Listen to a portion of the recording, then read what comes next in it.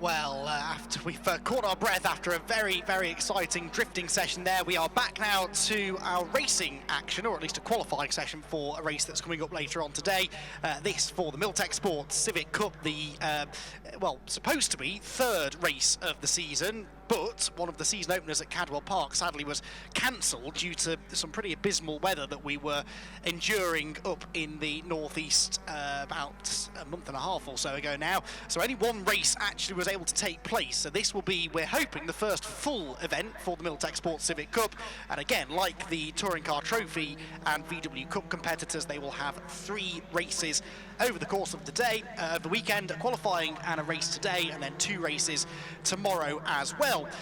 Also, like the Touring Car Trophy and VW competitors, they've had a practice session earlier on today, so we've got some benchmark times to go off, although again the track conditions may have evolved since then, so hopefully we'll see a little bit more pace out of the drivers. So who are the ones to watch? Well, it's hard to tell really, because we did only have that one race at Cadwell, and even that one took place underwater basically, so wet was the circuit. Half the field fell off, the other half were just sort of tootling around doing their best not to fall off the track, and so Alistair Camp in the end was able to take a fairly comfortable victory. However, it wasn't that comfortable all the way through. He had some pretty stiff opposition from a couple of drivers really. Jamie Tonks came home second and Phil Wright came home in third place, but also up there with them for much of the race really was George Alp Williams, the youngest driver on the grid, the Welshman, who was running right on the tail of the leader all race long, and then had an issue in those appalling conditions, a gearbox problem that in the end sent him off the road and into the barriers just before the red flags came out. So George Alp Williams ended up scoring not a huge amount of points, but we know that he's quick enough to be near the front. There are a number of other drivers who fall into a similar category really, who are quite glad just to survive Cadwell Park and are now looking to try and really build a championship campaign from this weekend onwards. So a 15-minute qualifying session then, which is well underway now. We're, what, 2.5 minutes in, so tyres slowly but surely starting to get up to where they need to be. It won't take them quite as long to generate the tyre temperature as it did for our touring car competitors earlier on. These Civics then, typically we see the majority of them running in the Cup class, and they are the EP3 shape Civic, all of these with VTEC engines of course, which is why they sound absolutely superb, brilliantly turned out cars as well. 2 classes of car though. The Cup class will be for the quicker cars, then we have the production class, which basically does what it says on the tin, a slightly more production based car, which will allow the drivers a bit of a first taste of what the Civic Cup is all about before they then move into presumably the Cup class afterwards. Both of those classes have their own separate championships, and in the Cup class, it was Mervyn Beckett that took the victory at Cadwell Park from Alfie Threlfall and Mark Hughes. So that is your Cup, your production class championship standings. So what's going on in the qualifying session then? Well, Dave Buki is quickest at the moment with a 54.679. That's about half a second slower than Jamie Tonks' lap time, which was the fastest from practice before. So that suggests there's a bit more time to be found. Tonks is actually second quickest at the moment, ahead of George Alp Williams, who comes through Clearways now. George Alp Williams, the number 5 car there, turning into Clearways corner. Car bouncing around there over the bumps as it turns through the right-hander. Matt Luff now goes quicker, and that is a proper time now, 54.202. That is, I think I'm right in saying, quicker than the number 72 car went this morning. Yeah, Luff only did a 56.4 this morning, so Matt Luff has now gone to the top of the tyres. Matt Luff graduating, or moving across, I should say, from Mazda MX-5 racing, rear-wheel drive sports cars into front-wheel drive tin tops. That is quite the learning curve for him, but he's doing a really, really good job. Is Matt Luff 4th at Cadwell Park and fastest at the moment in the session. The championship leader, Alistair Camp, is 2nd, and Dave Buki now down to 3rd, but Matt Luff is going quicker again actually. He's purple in the first sector, so the number 72 car, which is coming around the final couple of corners now, is about to, I think, move the goalposts again and probably set the fastest lap of the day so far. His previous benchmark was a 54.202, and Matt Luff does now cross the line in the grey and yellow car and is slower. So forget everything I just said, building that one up after a really good first sector. He backed off, I think, in the second sector, possibly to avoid some traffic. So Luff still quickest then from Camp, except that changes again now because the black and gold Fastar liveried number 4 car of Jamie Tonks has gone fastest. Jamie Tonks, who, as I said, finished runner-up at Cadwell Park last time out. Dan Thackeray here on screen, number 29, moving through Clearways corner. Dan Thackeray is currently 6th quickest in the session. In the production class, it's the championship leader and Cadwell winner, Mervyn Beckett, who is fastest, the number 32 car, the yellow machine, except he now gets pipped by the number 89 car of Peter Dell, who was actually faster than Mervyn in practice by 66 one-thousandths of a second. He's a full nearly 2/10 quicker than Mervyn Beckett actually, in qualifying at the moment. Car 666, by the way, being shown as being off the track somewhere. I'm not sure where that is, but 666 is Ben Mills, who was in the top 10 in practice. Ben Mills has only put 1 lap in and is showing as having stopped out on track somewhere, possibly in the first sector. Looking out of the window, though, I can't see him anywhere, so I'm not sure what is going on there. Try and get to the bottom of that if we can. He's got an exclamation mark next to his name on the timing screen, which means that he is stopped trackside somewhere. We'll see whether or not he's able to get moving again as we move deeper into the session. 68 makes its way through then. That is Harry Threlfall, who is one of the production runners. In fact, Harry is 3rd fastest at the moment in production. Can he improve then as he comes across the start-finish line? Threlfall does cross the timing beam now, was 3rd in class, stays 3rd in class because that's not an improvement in time at the moment. So with 8.5 minutes, just less than 8.5 minutes left on the clock then, it's Jamie Tonks fastest by 0.3 of a second now from Alistair Camp in 2nd. 3rd place is the number 63 of Phil Wright. 4th, Matt Luff. 5th, Dave Buki. 6th, Dan Thackeray. Ryan Bensley is 7th. 8th place then for Morgan Bailey. George Al Williams has dropped down to 9th. And rounding out the top 10 is number 74, Robert Butler. So a couple of drivers there that ought to be a bit further up the order. Al Williams and Butler in particular were both inside the top half dozen in practice earlier on today. Looks like Dan Thackeray there just got held up a little bit there by the 47 car, I think, of Simon Waite as it came through clearways. So that surely is going to affect Thackeray's lap time. It does, fails to improve that time. Got Alistair Camp in the pit lane meanwhile, the championship leader. But of course, because we've only had 1 race, he's only 3 points up on Jamie Tonks, and Tonks at the moment has got him out qualified. He is on provisional pole, Jamie Tonks, with Luff. No, in fact, yes, now Luff goes 2nd, so I was going to say it was Tonks from Camp on the front row, but Matt Luff has improved again to go 2nd fastest. Also an improvement from Morgan Bailey to go 6th, so a few drivers as we approach, or in fact now move into the second half of the session, starting to find their feet a bit. Matt Luff was also faster through the speed trap along the start-finish straight than anybody else. A huge moment there through clearways. That was Phil Wright, number 63, who is really pushing hard. The rear of that car doesn't look stable. He's just been demoted down to 5th position as well after Dave Buki has jumped into 4th place. And I don't think Wright is likely to improve on this lap either, given just how wayward he looked through the final sector. We do have an improvement though for Dan Thackeray now that he's found some clean air. He goes 4th, so number 29 goes up 3 positions there from 7th to 4th, and only just under 3.5 tenths away from pole position. So Tonks is on pole and in the pit lane, but he's only 79 one-thousandths of a second ahead of Matt Luff in 2nd. Alistair Camp in 3rd, Dan Thackeray 4th, Dave Buki 5th. Phil Wright is 6th. Across the line there goes the number 66, which is Alfie Threlfall, who is now ahead of Harry Threlfall, his brother actually, for 3rd place in class. That is in the production class, with Peter Dell now only 69 one-thousandths clear of Mervyn Beckett in that category, so they're pretty much as tight now as they were. In fact, they were 66 thousandths apart after practice. They're 69 thousandths apart for the production pole position in qualifying.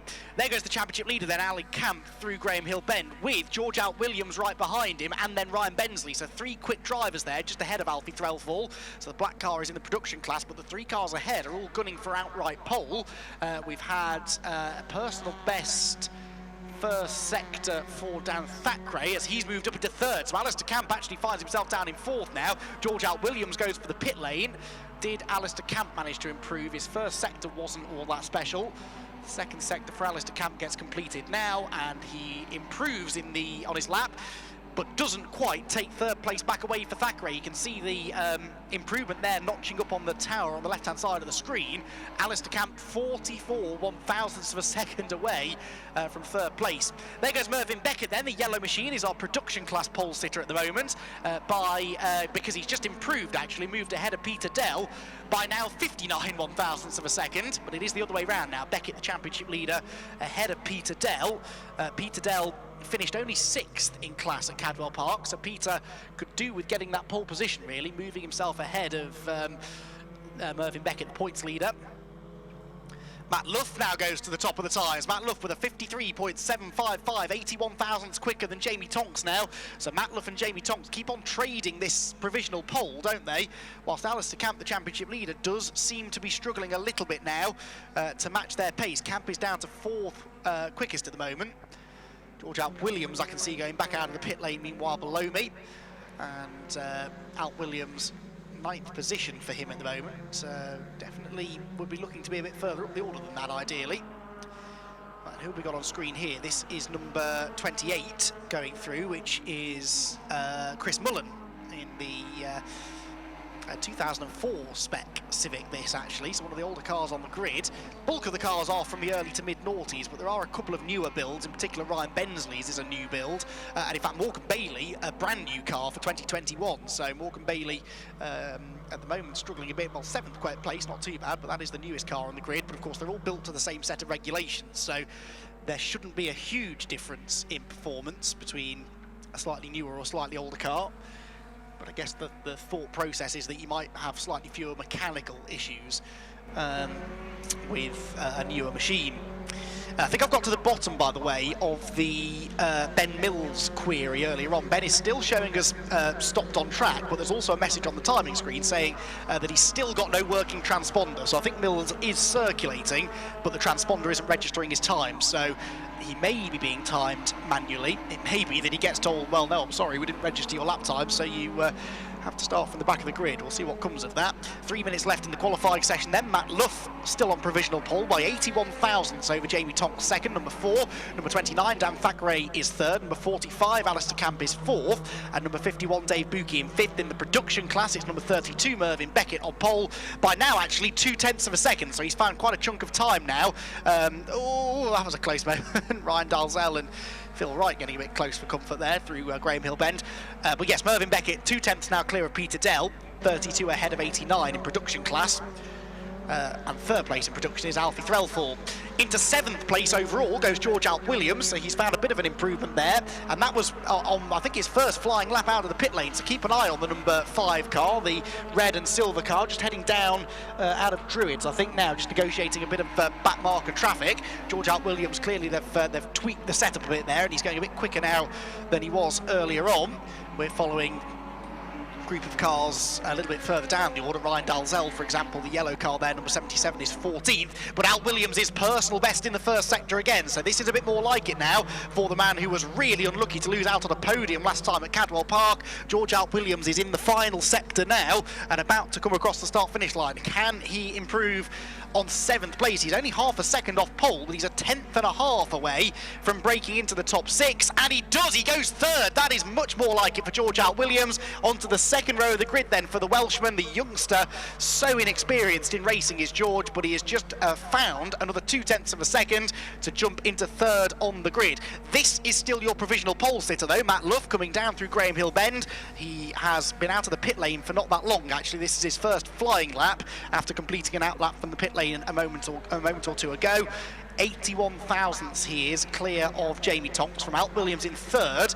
Dan Thackeray there, who has just crossed the line actually in 4th place, had set a personal best in the first sector, but it came to nothing in the end in sector 2. Matt Luff then across the line. Is this going to be an improvement to extend his advantage out front? He's going to have time for 2 more laps just about in this session. Crosses the line with about 58 seconds on the clock. He's lapping in the 53 and 54 second bracket, but that one wasn't actually an improvement on that occasion.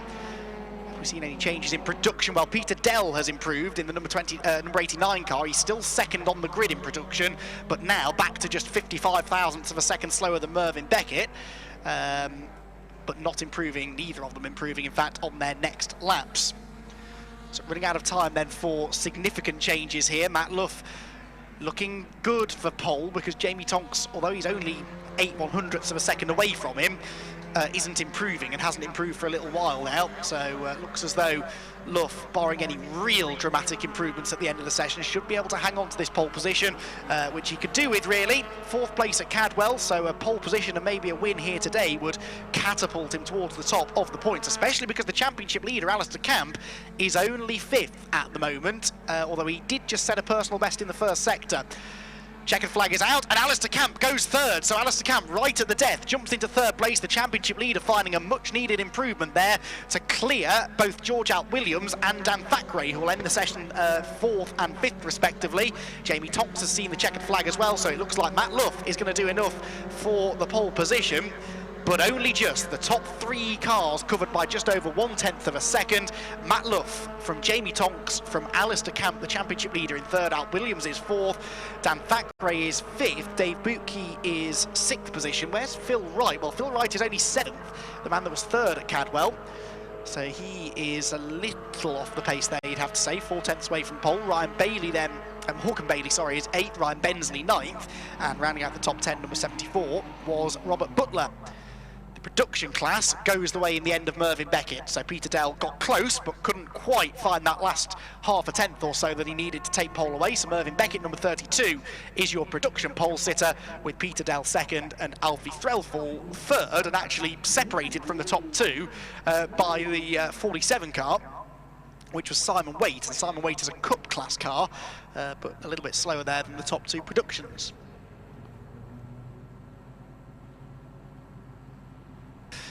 So we'll have a look then at the provisional grid for round number 2 of the Miltek Sports Civic Cup. Matt Luff gets pole position from Jamie Tonks, 2nd quickest. Alistair Camp is 3rd, with George Williams alongside him on row 2. Then it's Dan Thackeray and Dave Bootke, Phil Wright and Morgan Bailey, with Ryan Bensley and Rob Butler rounding out that top 10. Then it's Ross Darlington 11th. 12th position will go the way of Bradley Lane. And then it will be Mullen, Dalzell and McHugh to round out the top 15. Then Mervyn Beckett with the production pole 16th overall, ahead of Peter Dell. Then it will be Alfie Threlfall 3rd in that class, ahead of number 16, Mark Hughes. So Civic Cup qualifying is over. Their first race will be up at about 4 o'clock later on this afternoon. I'm going to head back downstairs now and have a chat, hopefully live on air, with the Civic Cup class pole sitters. So Alexi, for the time being, back over to you. Well, down here then with our pole sitters, we're going to start with Mervyn Beckett, who's on the production pole.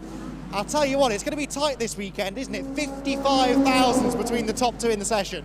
Yeah, I was surprised. I was expecting it to be Alfie, but Pete Dow is certainly firing this weekend. Yeah, I mean, it's been close between you and Pete in practice and in qualifying. It's going to be the same in the race, right?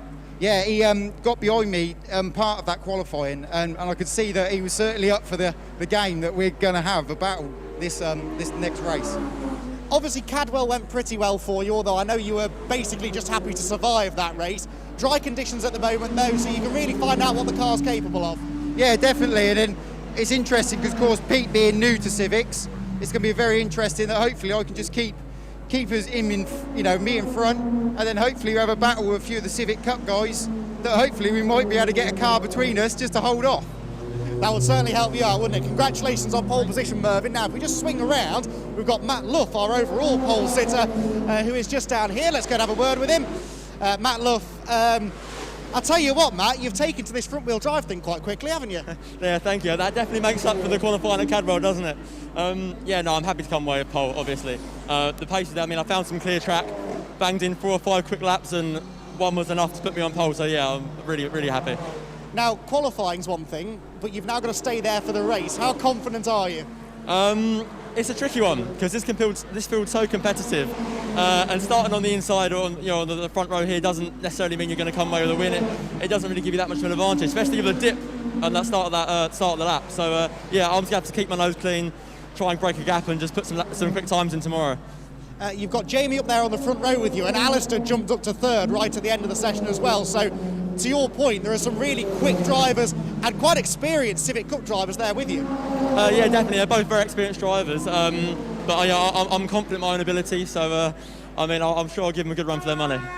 Best of luck. Well, a fantastic effort that from Matt Luff and Mervyn Beckett there on their respective class pole positions then for that first Civic Cup race later on this afternoon.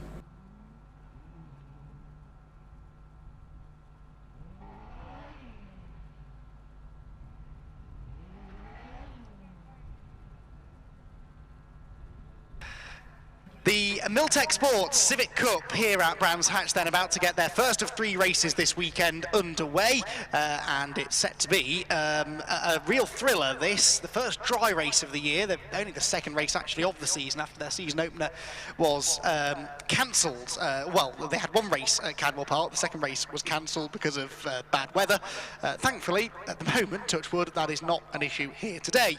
Qualifying this morning saw Matt Luff get his maiden pole position in the category with Jamie Tonks second place on the grid, repeating the place he finished actually in that one race that we got in at Cadwell Park. The championship leader Alistair Camp is third on the grid with George Alt Williams in 4th position. There are 2 classes of car. We have the Cup class cars, they're the quick ones at the front of the field, the proper race prepared Civics. Then we have the production class, which has 9 entrants this weekend.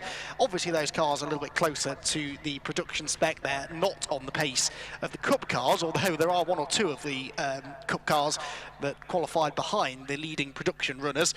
Mervyn Beckett and Peter Dell set to have a ding-dong battle for the victories in that class, I reckon. Mervyn got the class pole in production by just 55 1,000ths of a second after qualifying this morning. The championship positions, of course, based on that one race result that we've had so far at Cadwell Park. It was Alistair Camp on your screen there who took the victory at a wet and windy Cadwell Park.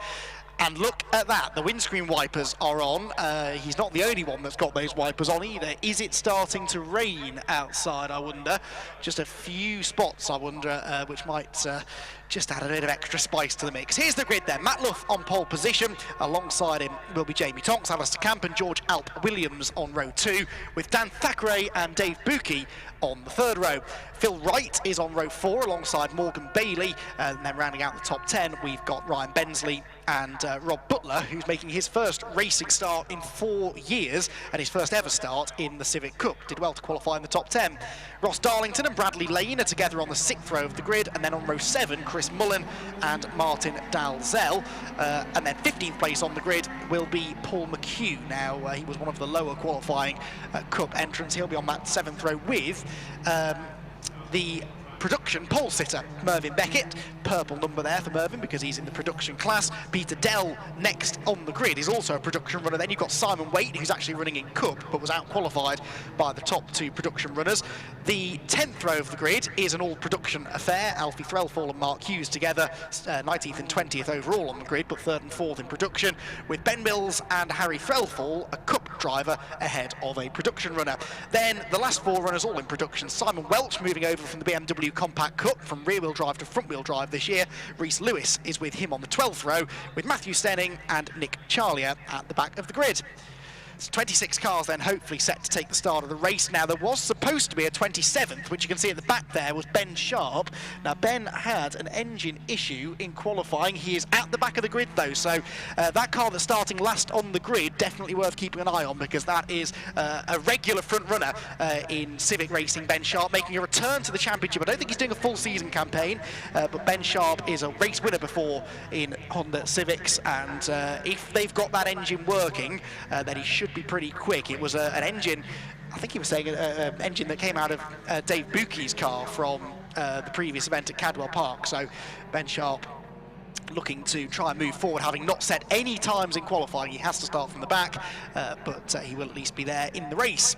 So Matt Luff then, the silver and fluorescent yellow Area Motorsport number 72 car on pole, with the black and gold Fast R liveried car there of Jamie Tonks. There is Ben Sharp, great to see him out there. A really, really good looking car that as well. BSR on the side of the car, that's the British Sim Racers organisation that Ben is heavily involved in, organising lots of sim racing competitions, which a lot of real world drivers and even the odd real world commentator dabble in. Really good fun championship if you're interested in getting involved in sim racing. Ben, a real fan of sim racing, but a very successful real-world racer as well. So, Matt Luff, as I said, and Jamie Tonks on row 1. Alistair Camp, the championship leader, is 3rd, with George Alt Williams. Both of those jumped up the order quite late in qualifying, actually, after a slightly sluggish start to the session. Dan Thackeray and Dave Buki on the 3rd row. Buki wasn't particularly happy with his setup after qualifying, so I'm sure they've made a few changes to the car. In preparation of this, a 15-minute second round of the Miltek Sports Civic Cup for 2021. Matt Luff and Jamie Tonks making up that front row of the grid. The eyes towards the start starting gantry now. The red lights go on. They go out now. We're away and racing here at Brands Hatch, and it's a good start made from the pole position there by Matt Luff. Jamie Tonks is away decently from second as well, and the field rushes towards Paddock Hill Bend. Incredible aerial shots we're getting here on the live pictures of the field heading into Paddock Hill Bend and plunging downhill through the dip, and there's a sideways moment for Phil Wright. I think that is in the midfield. What a beautiful save that was. Phil Wright from the fourth row of the grid will have lost a bit of ground, but he was lucky just to stay on the track there and not get collected by the cars behind him. So out through Druids they go. It's Luff that leads. It is Tonks second, Camp third. Fourth is no longer George Alt Williams. That looks like Dan Thackeray is up into fourth now. The Welsh youngster down a position into fifth, and Phil Wright is sideways again there on cold tyres. Phil does not look happy here in the early stages of the race. Up through Surtees they go. There's Ryan Dalzell, and looking back for the other yellow car. Oh, Bradley Lane all sideways as well through Surtees. If it's a little bit damp out there, then these opening laps in particular are going to be fairly treacherous before they get the temperature into the tyres. Dan Thackeray's got some temperature in his tyres though, because not content with fourth, he's now challenging for third, going up the inside of Alistair Camp, the championship leader, as they go door handle to door handle into Paddock Hill Bend. Almost a bit of contact between the two of them there. Over the curbs goes the green and white number 29 machine. Camp somehow hanging on around the outside, but Thackeray's got the inside line again at Druids. No, Camp shuts the door in his face, hangs on to P3, but Alistair looks like he's under a lot of pressure here. Runs wide again coming out of Druids there, so Dan Thackeray gets the run down the hill, but there's nowhere for him to go. George Alt Williams behind him in fifth. Then it is David Buki with Morgan Bailey seventh, and eighth position for Rob Butler. Peter Dell, by the way, has got himself ahead of Mervyn Beckett for the production class lead, so we might see some of those cars there. You can see just in the background the yellow car and Beckett second in class behind the darker coloured car of Peter Dell. There goes Ben Sharp, so Ben Sharp is already up into 14th, that might now be 13th place, because I think he's found a way past the 28 machine now of Chris Mullen. Yes, he has, so that's another place gained by Ben Sharp as he continues this charge towards the front. He's cleared the production runners pretty quickly, and now he's battling against cars in the same class as himself. 2 laps in the book then. Luff has a 3/4 of a second lead over Jamie Tonks. Alistair Camp is still third ahead of Dan Thackeray. Thackeray technically was ahead of him at the line a lap ago, so it's showing as a positional change, but Alistair Camp was ahead in reality. Slow car I can see out of the window as well. Looks like it's the number 44 of Rhys Lewis, who possibly has a mechanical issue. Hazard lights are on for him as he heads into Paddock Hill Bend. Into Surtees they go. You can see the lead that Matt Luff is building up here. It looks like Jamie Tonks, though, is in danger of slipping back into the clutches here of Alistair Camp. So that second place battle is starting to develop quite nicely as the field works its way through. There is Chris Mullen, in the number 28 car, chasing after Ben Sharp. Across the line they go then. Tonks to Camp is the gap I was watching, and yeah, it comes down by about 3/10 that time. So Alistair Camp there, the grey car with the pink and yellow flashes, is catching Jamie Tonks ahead of him for second. Thackeray dropping back now into the clutches of George Alt Williams as well. And in fact, it's wheel to wheel there for third as they go through Druids Corner. Camp to the outside, trying to get the inside for Graham Hill Bend. For second place this is, with Jamie Tonks in the Fast R Civic, just about fending him off. Hops over the curbs does Jamie Tonks. Really aggressive run there through Graham Hill Bend. They're about to catch the slowing car of Rhys Lewis. Let's hope Rhys is watching his mirrors, because that black car is clearly off the pace with its mystery mechanical issue. Through goes the Cup field, waiting for the production runners to come through. It's the number 89 car, the black car, look, that leads the class. Mervyn Beckett, the yellow machine, right behind him, fighting for second place there, or fighting in second place, with third place Alfie Threlfall and fourth position for Mark Hughes. Mervyn Beckett was the winner at Cadwell Park, and he's looking now to try and get up the inside. He's over the curb, he's got an overlap, has he, coming out of Clearways, and through Clark Curve? No, Peter Dell closes the door just about in time, and so Peter Dell hangs on to the production lead, but the racing in production at the moment, even closer than what we've got at the head of the Cup class field, at the very front of the order. Into Paddock they go then, Dell hanging on, Mervyn Beckett behind Dell with a bit of a lock-up there maybe going into Paddock Hill Bend. Just got the car stopped though. Back to the Cup runners now. This is the number 20 machine going up the inside at Graham Hill Bend. That's Ross Darlington on Ryan Dalzell, and the rapid Ben Sharp jinks from the outside to the inside out of Graham Hill Bend to get up the inside of Darlington into the left-hander at Surtees. There's contact, is there? Darlington sideways, he's on the grass. The grill will be full of grass now, and Ross Darlington's not going to be too happy about that. Ben Sharp went for the move, but the door was always likely to close, and unfortunately it was Darlington that ended up coming off worse from that. So Ben Sharp gains the place, but might have a case to answer after the race, and that's Peter Dell from the lead of the production class. Peter Dell is off at Druids, and that is real misfortune then. There's damage to the left front corner of the car. Now he was racing, remember, with Mervyn Beckett. Not sure if there was contact, but he certainly doesn't look happy about something. See if we can piece that one together over the next few minutes or two. Now, with that car in a dangerous position, we might end up here with a safety car. We've had some changing at the front of the order, though, I noticed. Second place there, look. That is no longer Jamie Tonks in second. Alistair Camp has taken second, and Dan Thackeray has gone with him. Thackeray from 5th on the grid is into 3rd position now as we come through to complete the 6th lap of the race. Thackeray runs wide, though. He's on the gravel there, and Tonks might get back up the inside, but he's not allowed to overtake there because there was a yellow flag. The car that had spread that gravel was still in a dangerous position. Now it's green flag racing though, so Tonks can go on the attack, and he claims that 3rd place going into Paddock Hill Bend, and he'll be a bit disappointed now to have lost a bit of touch with the leading two. Alistair Camp, by the way, having taken that 2nd place away from Jamie Tonks, was a 10th quicker than the leader last time, but 1.6 seconds is the margin between 1st and 2nd, then a further 2 seconds back to the Tonks-Thackeray battle for 3rd, with George Alt Williams keeping a watching brief there in 5th, Dave Buki likewise in 6th position.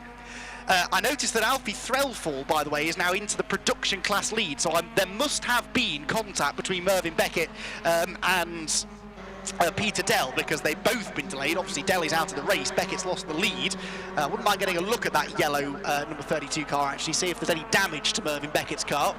That might help piece together this story as to what happened up at Druids Corner. No sign of a safety car then, despite these cars that are starting to litter the side of the Brands Hatch Indy circuit then. At the moment, we've got a car off at Druids, we've got a car off at Clearways, but once the drivers have been warned about the cars in dangerous positions, the marshals may well choose to bring the yellow flags in. You can see they have. There are no yellow flags at Druids anymore. The same is true at Clearways. So there is Alistair Camp then, in 2nd position. 1.6 seconds the gap to the leader. On the previous lap he was another 3/4 of a tenth quicker, so he is faster than Matt Love, but not that much faster. Matt, former Mazda MX-5 front runner in Mark 1 Mazda MX-5s, making quite a big transition now from rear wheel drive Mark 1 Mazda MX-5s into these front wheel drive pocket rocket tin tops. Very different style of car to drive, but still really close racing, and that is something he's certainly grown accustomed to over recent years. Alistair Camp, that time, by the way, 4/10ths quicker than Matt Love. So that time it was a pretty significant shrinking of the lead gap there. So Love is only 1.2 seconds clear now of Camp. This is for 3rd place, Tonks, Thackeray and George Alt Williams. In the production class, Mervyn Beckett is closing back in on Alfie Threlfall as well, so the battle for production is about to reignite after it reached boiling point, it seems, between Beckett and Dell a few laps ago. So there go the Cup runners through Surtees. At the top of the screen, you can just see the production trio going down through the dip coming out of Paddock Hill Bend. Ben Sharp there diving up the inside of a slower runner. Ben Sharp is up into the top 10 now, 10th place, but that contact he had with Ross Darlington might well lead to a discussion post-race. The car that's off at Clearways appears to be Rhys Lewis, who was going slowly anyway. I'm not entirely sure how he ended up in the gravel trap, but Rhys is the only other car that we've lost by the looks of it, with Phil Wright having had a pit stop a few laps down, but everybody else, I think, is still running. So the 3rd place battle then makes its way around Druids Corner. The race leader heads down the back straight, which is Matt Luff, of course, with Alistair Camp not that far behind, and they're just turning into Surtees now. In fact, there they go. There goes Luff, there goes Camp, and there goes the 3rd place train. Matt Luff for Area Motorsport. This has been a really strong performance. He was 4th at Cadwell in a race that everyone was quite grateful just to get to the end of, and that was his first ever taste of Civic Cup competition, and now here in the dry at Brands Hatch, he is going to be tough to beat. The previous lap he was quicker than Alistair Camp, so he's responding now to Camp's increase of pace over recent laps. He's another 10.5 quicker that time, so the gap is no longer shrinking. It is now going back out again between the top two. Simon Welch there about to be lapped. Having come out of the BMW Compact Cup ranks, another driver making the rear-wheel drive to front-wheel drive switch and running in the production class as well, which just gives the drivers a slightly more cost-effective way of getting into the championship without having to spend an absolute fortune to go racing, but still enjoying really close competition, as we've seen, with Alfie Threlfall and Mervyn Beckett still separated by, 7/10 of a second. Oh, that's a shame. Rob Butler is out on his return to racing. Hasn't raced anything for 4 years. The last time he did race was over in his native Ireland, where he raced in the Irish touring cars and the Irish Seat Leon Championship. Also did some single-seater racing before that, but Rob Butler has also been doing a bit of Civic Cup sim racing in recent months over lockdowns and such. Pretty successfully so as well, it must be said. Unfortunately, though, he is out of the race at the moment. So things just settling down a little bit now at the front. This 2.5 second gap between Luff and Camp. Tonks and Thackeray, 3rd and 4th, are also separating. With George Alt Williams, again, dropping back from them too in 5th place. Dave Buki likewise in 6th, so a lot of them really struggling for pace a bit now over the second half of the race. There goes George Alt Williams, around the outside of Simon Welch. So Alfie Threlfall then still leading this production class battle. Trying to figure out where he is on track. I think they're somewhere in the first sector maybe. Half a second the margin between those two. So that's the battle that's more likely to come to life here, I think, as far as class victories are concerned. Alfie Threlfall and Mervyn Beckett are just behind these two cars, I think. That's Phil Wright, who's back out from the pit lane after those moments that he had on the opening lap. Behind him, Paul McHugh. And then, yeah, the next car behind the number 9 should be the production leader, Alfie Threlfall, with the yellow car of Mervyn Beckett tucked up not far behind him. There they come. They've got a silver car just ahead of them, but the black car is the class leader. And actually Mervyn Beckett dropping away slightly on that lap by a 10th or so. But of course now they've got this little bit of traffic to deal with. That might just start to come back in his favour. Behind them in 3rd position, 56.9 there for 5.9, sorry, for Hughes, was actually a personal best lap for Mark Hughes. Production class being led by Mervyn Beckett. It was Alfie Threlfall that was 2nd at Cadwell, so actually if it finishes this way, they'll be tied for the championship lead after admittedly only 2 races, but it will have been a 1st and a 2nd place finish for both of them. They've got a now 6-second cushion over Hughes in 3rd, so not much chance of Mark Hughes getting into this battle. But of course he's already inherited 3rd place after that issue for Peter Dell. I'm trying to look to see if there's any damage on the front of Mervyn Beckett's yellow number 32 car, which might indicate the fact there was some contact between Beckett and Dell. I have to imagine there may well have been, because the damage that was done to the front of Peter Dell's car tells me he'd been off the road in quite some fashion. Usually happens if you've been given a little bit of an assistance. Oh, Mervyn Beckett really closing in there through Druid, so he's all of a sudden right back on the tail of Threlfall. This gap was 0.6 of a second 2 corners ago. It's now probably less than half that as they come down through Graham Hill Bend. They will trigger the end of Sector 1 timing beam shortly, so we'll be able to compare their sector times. Threlfall and Beckett, through they go. And, well, Beckett actually only a 1/10 of a second quicker that time. Penalty, 5-second penalty for George Alt Williams for not respecting track limits. That's the 4th place number 5 car. That is a shame for George, who was really unfortunate to miss out on a podium at Cadwell. When he went off, there was a gearbox issue coupled with the torrential rain, which saw him fly off the road into the barriers just before the red flag came out. So a non-finish for George at Cadwell, and now a 5-second penalty here, which is going to drop him a good few positions. He's got a 1.7 second lead over Dave Buki at the moment, but then Buki has Thackeray and Morgan Bailey right behind him, so that's at least 3 places that George Alt Williams is going to lose as a result of a 5-second track limits penalty. If you exceed track limits by going over the edge of the white lines or over the back edge of the red and white painted curbs, you get a number of warnings for that, but then at some point 5 and then 10 and then even 15-second penalties can be applied. If you keep doing it, you can be disqualified from the race altogether. Thankfully, with less than a minute left on the clock in this race, that shouldn't be the case. Race leader Matt Luff working his way through traffic into clearways, about to start the final lap of this 2nd race of the Miltek Sport Civic Cup. there's no other word to describe this than dominant, really. He has been uncatchable in this one. Alistair Camp was a little bit quicker than him in the middle portion of the race, but the gap's up to nearly 4 seconds now between Alistair and the race leader Matt Luff, who turns into Paddock Hill Bend then in the number 72 car, the grey and yellow car that leads the way. 3.2 seconds the gap over Alistair Camp, who is 0.7 of a second clear of Jamie Tonks in third. So it's all pretty static at the head of the field. The production battle still raging on, but Mervyn Beckett, having already maybe had some contact with Peter Dell, I doubt he's going to want to take a major risk here. There he goes, look, through Surtees. Still pushing on though, but I don't think he's close enough yet to attack. As they disappear from view, there goes the race leader Matt Luff then into the final couple of corners in only his second ever race in the Miltek Sports Civic Cup. Matt Luff is going to be a race winner here at Brands Hatch. Round number 2 of the championship is going to go the way of car number 72. Matt Luff wins here at Brands Hatch and wins in commanding style. Second place is going to go the way of Alistair Camp. Some good championship points go his way after a win at Cadwell Park. A second place here will certainly suit him quite well.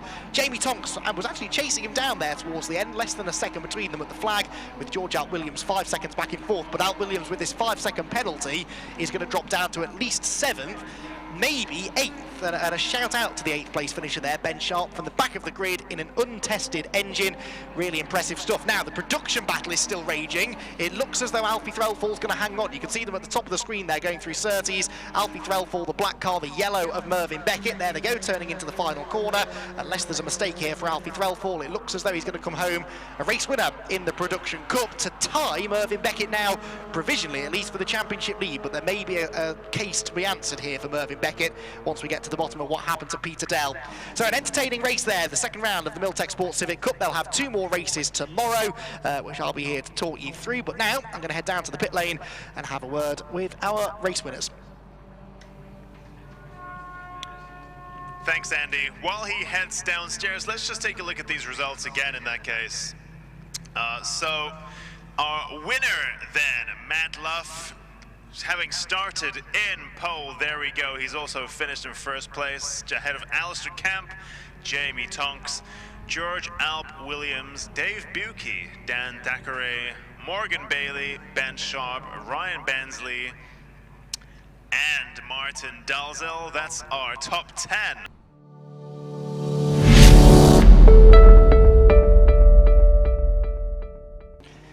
So the Miltek Sport Civic Cup cars out on their green flag lap now then, ahead of their second of 3 races this weekend. The first one yesterday was won by Matt Luff from Alistair Camp in second, and Jamie Tonks third, whilst in the production class, Alfie Threlfall inherited a win after Mervyn Beckett and Peter Dell came to blows whilst they were fighting for the race lead. This next race, though, features a partially reversed grid. It looks as though the top 10 have been reversed, so that's going to make for an entertaining race. Martin Dalzell getting the pole position with Ryan Bensley alongside him. Ben Sharp came from the back of the grid to 8th yesterday, so starts third in this one after an engine change after qualifying. And here is the grid, because George Alp Williams is alongside Ben Sharp on that second row. Row 3 for Morgan Bailey and Dan Thackeray, whilst on the 4th row is Dave Buki and Jamie Tonks, who was on the podium in yesterday's race.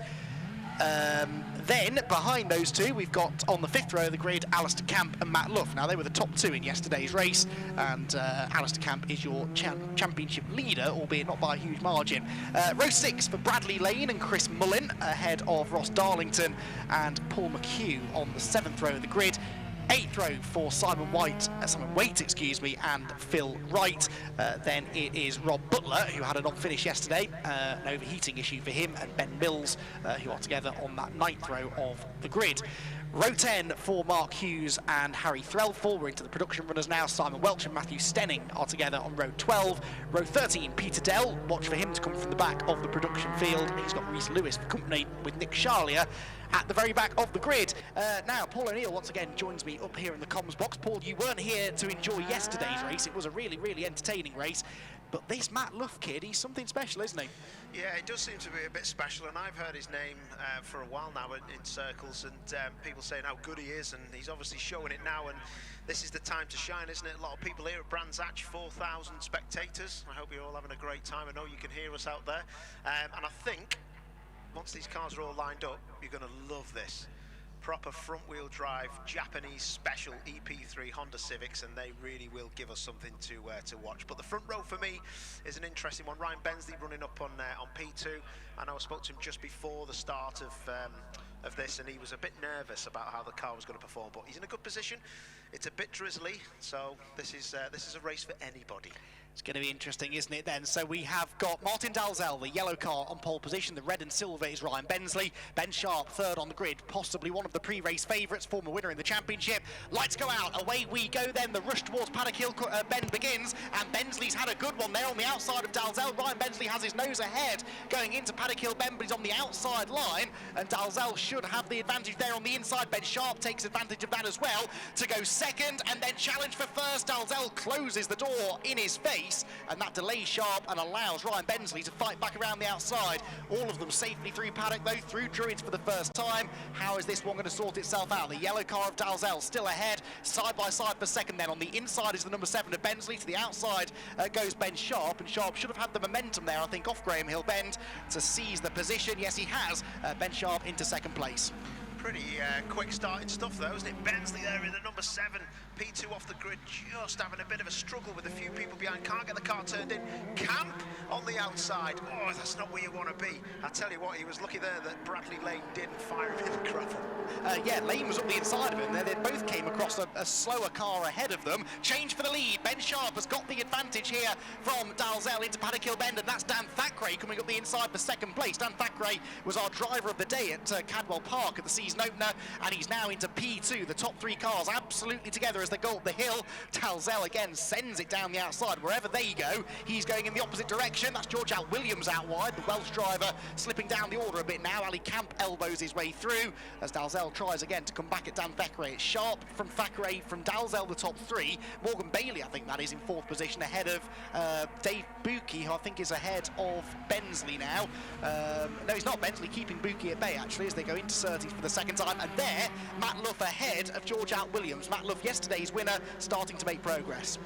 Yeah, that was good stuff, wasn't it, by Ben Sharp? That was a real classy start from Sharp. He got the job done early doors, and he weren't hanging around. I mean, these conditions are difficult as he goes across, doesn't he? And he's got, is this a change? Oh, I tell you what, these boys are having it proper large going into Paddock. That's not where I want to be. Oh, 3 abreast. No, Jamie Tonks. I think Tonks has damage, possibly. There was side-to-side contact there between Tonks and Bradley Lane, and now that is Ryan Bensley getting it all wrong, and poor old Morgan Bailey in the wrong place at the wrong time finds himself getting delayed as well. But yeah, I think Tonks and Bradley Lane had side-to-side contact across the start-finish line. I reckon that broke something on Tonks' car. Sideways, spinning in the background, that, I'm afraid, is Ross Darlington. He collected another car there as he spun at Graham Hill Bend.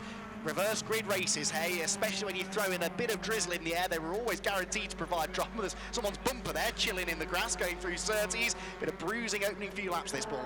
Oh, it is, isn't it? And I can see, as I look out of the comms window, all the crowd up against the fence watching this action as Ben Sharp with a 54.449. So the tyres starting to get temperature in them now as they all come across the line and take a set, but these cars are really on the toes, aren't they? Oh no! That's Mark Hughes.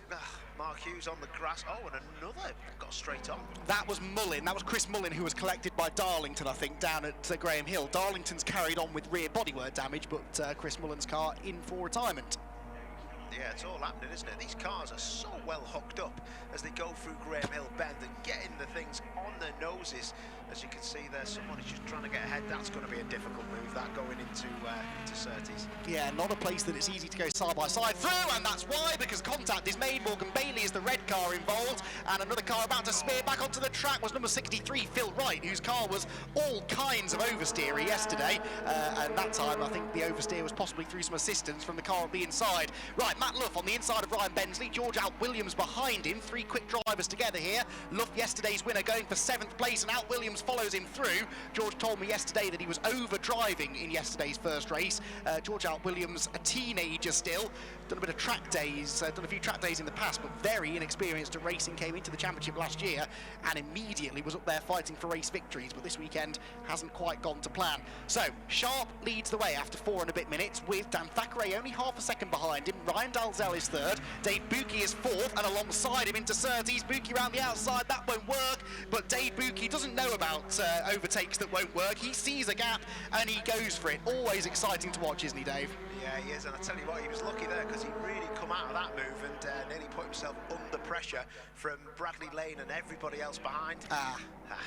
Jamie Tonks, that's as a result of that damage, I think. Right, Buki to the outside of Dalzell, Lane to the outside of Camp. That wasn't in the script for Alistair Camp, who tries to turn a defensive move into an attacking move on Buki. Camp Haddock, he's sideways, is the area motorsport driver, saves it, gets a bit of a tap in the tail from Bradley Lane, and then ahead of them, Buki straight back up the inside. There's grass all over the road at Druids. This is getting very, very messy, and now Matt Luff joins in as well around the outside of Bradley Lane. Right, Buki goes to the front of the group, Dalzell is fending off Alistair Camp, and Matt Luff is on a mission. He goes up the inside of Brad Lane, and now he's right back on the tail of the man that chased him home yesterday.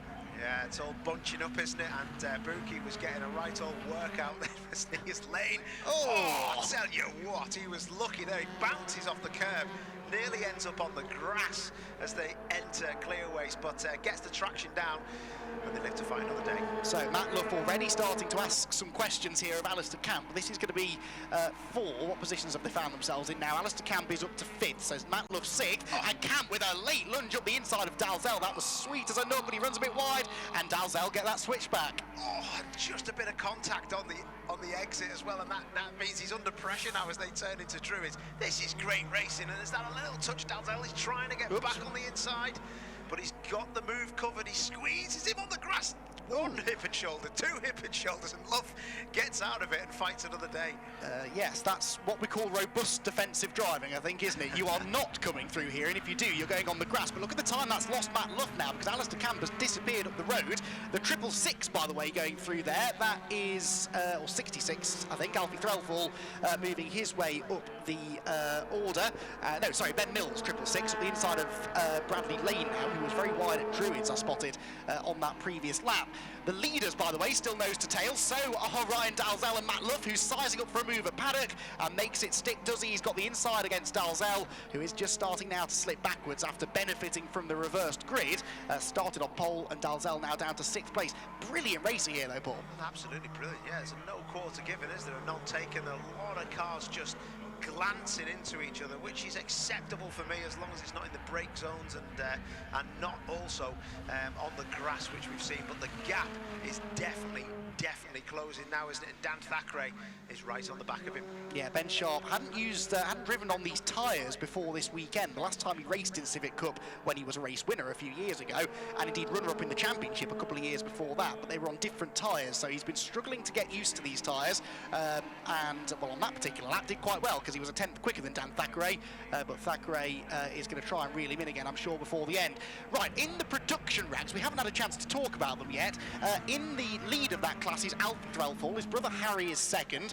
3rd place then is number 44, which is Reese Lewis, and 4th place Peter Dell, and that is the battle we're watching here for 3rd place then in the production class. Peter Dell is already then ahead of the likes of Mervyn Beckett, with whom he was fighting for the victory yesterday. Good race this for Peter, and he's shaping up here for a move for 3rd. Oh no! That is Dalzell. Dalzell in the barriers coming out of Druids. Now, you don't get there by yourself usually, do you? So I wonder if there was a bit of contact. I'd say not, and I'd say that car is definitely going to have to retire. Oh, no. Right, OK, so that's a big change then. Yeah, so Brad Lane was off at Graham Hill, related to the Dalzell incident. We know not. Dalzell's car, I can tell you, is stranded on the road. There it is, look, going into Graham Hill Bend. Now, if this isn't a safety car, I'll eat my hat, because that car is definitely in a dangerous position. Meanwhile, Matt Luff just casually throws in a fastest lap as he goes into 5th position now and chases after Alistair Camp. But I think this is going to need a safety car, surely. Yeah, I mean, like you said, that's a pretty straight exit out of Druid. So sometimes if you turn across somebody, or if they turn you round in a straight line, well, there might have been a bit of contact. So we don't know exactly what's happened. But yeah, that is not a good situation. And if that car stays there, it's definitely a safety car situation, and that's not what these leaders will want. No, it's certainly not what Dan Thackeray wants, because he's already on the tail of Ben Sharp. I think Ben could do with a breather, though, really, couldn't he? Maybe a safety car could be a... that's good news. Ryan Dalzell's car fires back up again, and off he goes. So that now negates, hopefully, the necessity for a safety car. You can see the damage to the front of the car. Oh, isn't that always the way? As soon as the car moves, the safety car gets scrambled. So race control waited and waited and waited in the hope that Ryan Dalzell will get the car out of the way on his own. And, well, that's Brad Lane behind him, and I reckon those two might possibly be having a discussion about what happened there. I don't think Brad Lane, you can see the grill there full of grass. Brad's going to have to pit, surely. Yeah, I don't want to be a cynic here, but did that control alt-delete just as he was coming up behind him and he got it started up? I'll tell you what, the restart will be an interesting one to watch then. Well, won't it just, because Sharp and Thackeray were 7 seconds ahead of Dave Bucke, Alistair Camp and Matt Luff. That gap is going to vanish now. Now, okay, we're only going to have a couple of minutes of racing left, but Bucke is going to be keen, isn't he, to try and get into the top 2. Camp and Luff are both going to be after good points. They're looking strong in the championship early doors. Ben Sharp and Dan Thackeray are not going to have this all their own way. Did you say Dave Bucke was going to be keen? I think that is like the most... the biggest understatement I think I've ever heard. I think Bucke he'll be looking for a race win here. He'll definitely be closing these guys up. But like you say, there's a big gap, wasn't there, from the lead battle back down to Dave Bucke. So yeah, he will be absolutely loving this situation. Get his tyres up to 10. I think looking at the comms box, I think the drizzle may have stopped. So yeah, it'd be good to just see a nice, you know, one-on-one situation for this race win, but I think it's going to be a 10-on-1 situation. This is going to happen, isn't it? Ben Sharp is going to have to make that the widest Honda Civic in existence. So we've got 4.25 minutes to go then. We are behind safety car here in round number 3 of the Miltek Sports Civic Cup. Ben Sharp has the lead, number 24. 29, Dan Thackeray is second, and number 51, Dave Bucke is third. Then it's Alistair Camp, the championship leader, in 4th. And Matt Luff, yesterday's winner, 5th place in the race at the moment. Now, Matt Luff is 5 points behind Alistair Camp at the top of the championship now after his win yesterday. So if he can gain a few places here, first of all get ahead of Alistair Camp and then try and put some cars between them, he could in theory take the championship lead. George Alp Williams is 6th. He's recovered well actually after the slightly off start that he had where he was wide and making a few mistakes, but he's fought back into 6th. 7th place is Ben Mills. Now where did Ben Mills start this race? I don't recall him being near the front. No, 18th on the grid, Ben Mills, to 7th. That is a pretty good effort, you'd have to say. Then you've got Ryan Bensley 8th, Phil Wright is 9th, and Morgan Bailey 10th, and those two have both been off the track at least once in this race. In production, it's still a Threlfall 1-2, Alfie ahead of Harry. It was Alfie that won yesterday, of course, with 3rd place for Rhys Lewis. Restart incoming, Paul.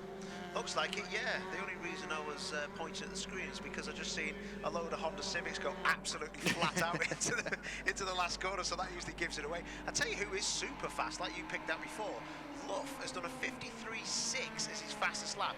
Nobody has got within 0.4 of a second of that time, so yeah, he's definitely one to watch, but I don't know if he's got enough time to win this race. No, but if he can get ahead of Alistair Camp, that will feel like a victory, because it's sort of early stages in the championship, I know, but it's sort of looking like they are the 2 pace setters, so Matt Luff will definitely want to pass the car ahead of him for 4th place.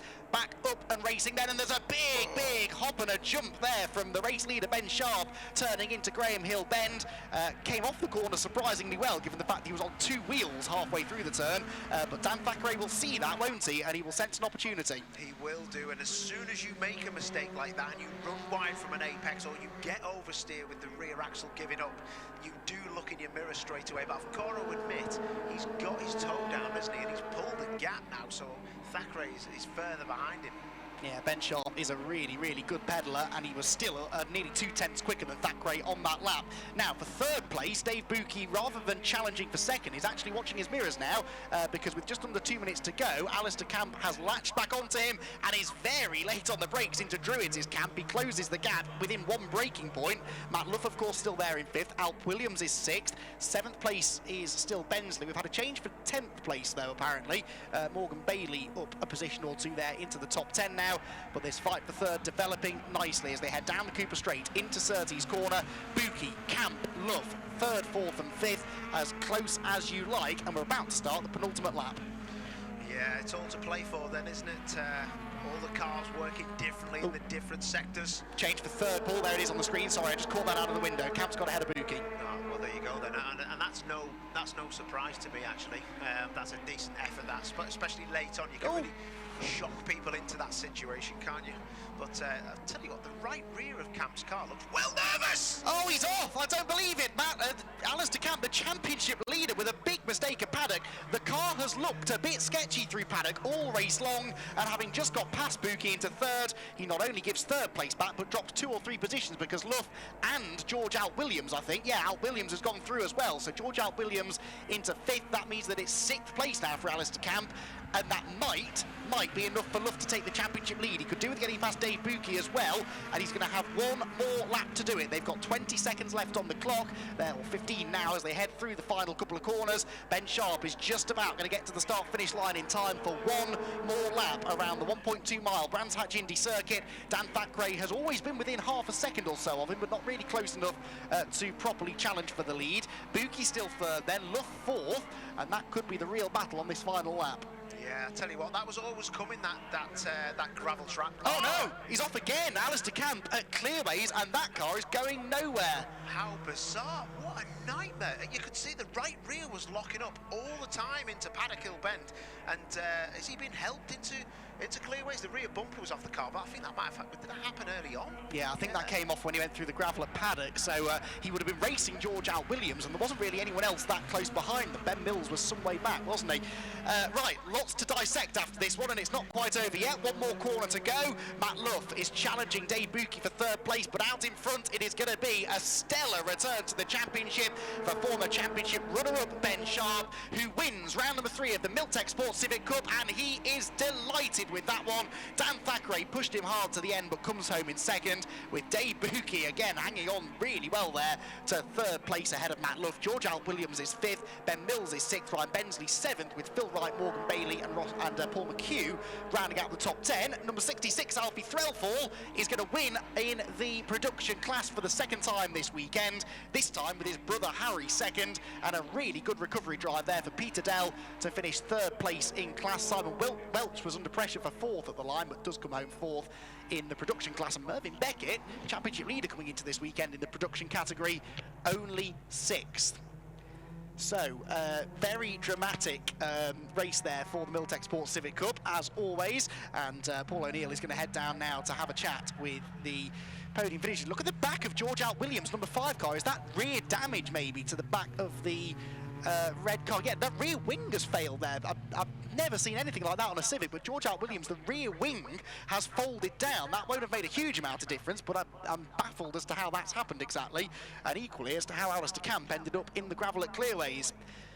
So, Ben Sharp, victorious then, becomes the 3rd different winner from the first 3 races this season. Dan Thackeray 2nd, Dave Buki 3rd, with Matt Luff and George Alt Williams rounding out the top 5. Ben Mills was 6th, ahead of Ryan Bensley. Phil Wright, Morgan Bailey and Paul McHugh rounding out the top 10, ahead of the unlucky Ross Darlington. Then it was in 12th position, it was Simon Waite. Then we get into the production runners. Alfie Threlfall took the victory in production from Harry Threlfall. Peter Dell was 2nd, was 3rd even, with Simon Welch 4th. 5th place for number 44, which was Rhys Lewis, despite his incident, and Mervyn Beckett in 6th. Alistair Camp, though, non-finisher, that is significant.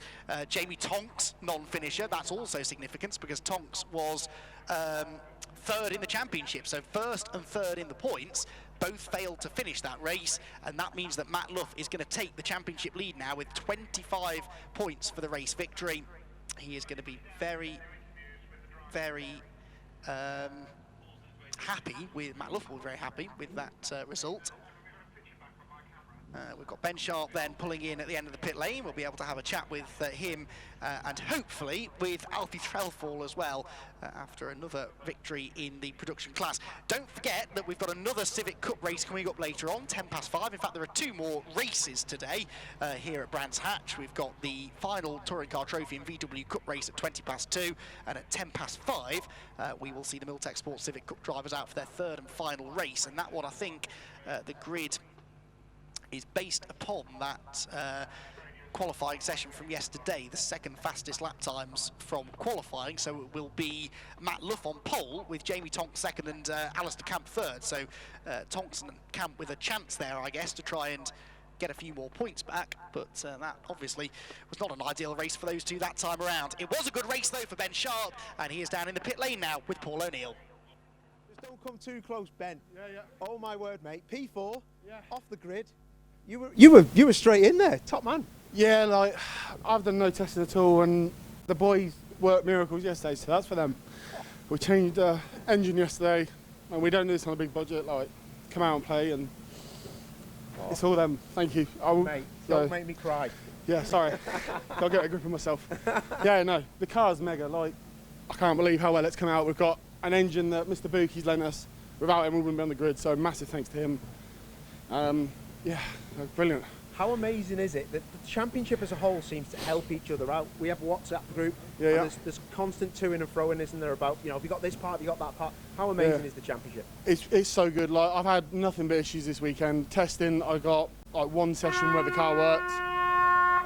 I had people lending me sensors left, right, and centre. Someone's lent me an engine. I've lent people this stuff this weekend, and that's what it's all about. Because we don't want to beat each other. We all want to beat each other on the track and do it properly. You're a top man. Well done. Go and enjoy it with the boys. Yes. Thank you very much, mate. Well done. Cheers. Spot on. Well done. Alfie, come over here, Captain. We won't go too far. Brilliant stuff, mate. Well done, fella. How was that for you? It looks like you should be carrying a baby. Yeah, no, it was brilliant. It was brilliant. No, lots more grip out there than I expected because I was worried about the rain when we were waiting in the paddock. But no, it was it went as well as it could have. And my brother in P2 as well, which is superb. So happy to see him in mirror. That's amazing, isn't it? And especially on Father's Day as well. It's great to have that, isn't it? Yeah, exactly. No, I'm sure it made Dad proud, hopefully. What's happening for the next race then? What are you going to be up to for that one? Yeah, just going to try my best again. Just try and do a few overtaking manoeuvres because I'm slightly back on the grid because the second fastest qualifying time. I think I'm starting 5th. Yeah. So just try and work my way up the grid. Yeah. Last question. How difficult is it, or does it change when the time attack cars have been out and laying all the rubber down for a race car?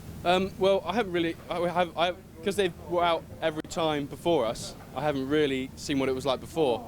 But I mean, there is plenty of grip out there, but there is noticeably less grip on that last corner, I think. A lot of understeering.